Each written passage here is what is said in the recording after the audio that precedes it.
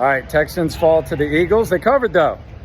They didn't make complete fools of themselves on national TV. The red unis look pretty sharp. Biggest story, obviously, Brandin Cooks.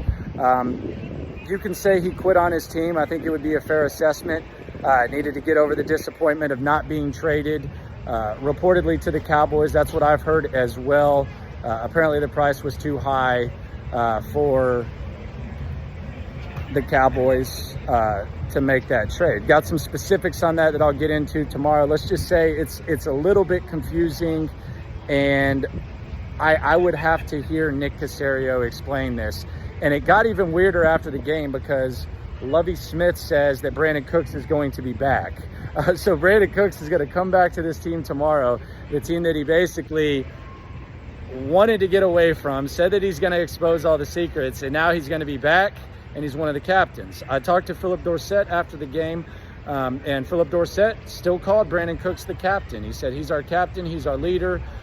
We go out there and ride and die for him. Asked him if there was any pressure on him specifically to step up with Brandin Cooks out there. Philip Dorsett, he said, no, not really, just day-to-day, kind of a cliche type answer. I do find it interesting, though, that it seemed like Philip Dorsett was used appropriately today. I would like to get to a point where it doesn't take Brandin Cooks deciding he doesn't want to play this week and having like a mysterious wrist injury for Pep Hamilton to be able to get Dorsett involved at the same time with Cooks on the field. That would probably be nice. Dameon Pierce, good as advertised. The workload continues to be high. He's getting more carries per game sometimes than it would take for him to get in 3 games at Florida, and he continues to look like one of the bright spots of this team. Steven Nelson, I thought he had a really good game. The defense is one of the worst in the league, in large part because of the front 7, but Steven Nelson's been very, very good. The tight end, Tegan Quitoriano, with the touchdown.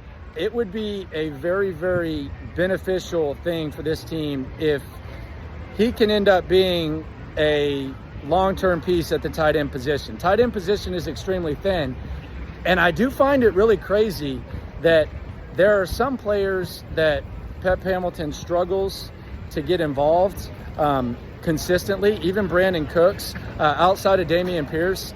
This offense, and specifically Pep Hamilton, has struggled to get guys involved consistently. But this year you've had 3 tight ends in their first games score touchdowns. O.J. Howard, 2 touchdowns in his first game as a Texan.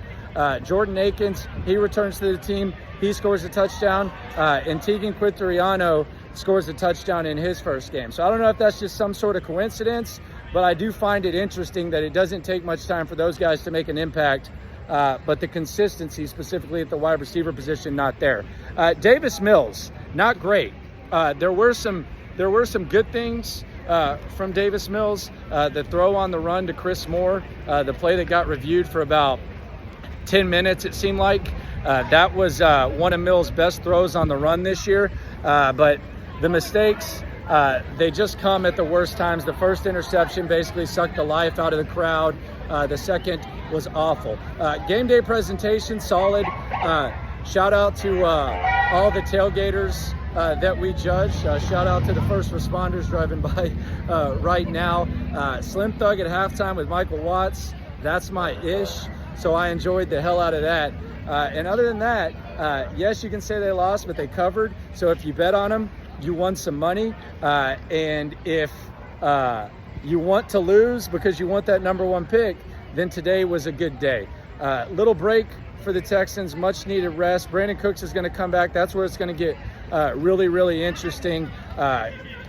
Post-game show coming up in probably about 45 minutes. We're going to do a super post-game show with this and Astros. If you haven't subscribed to the channel, do so. We're in the locker room. I'm in the locker room every game.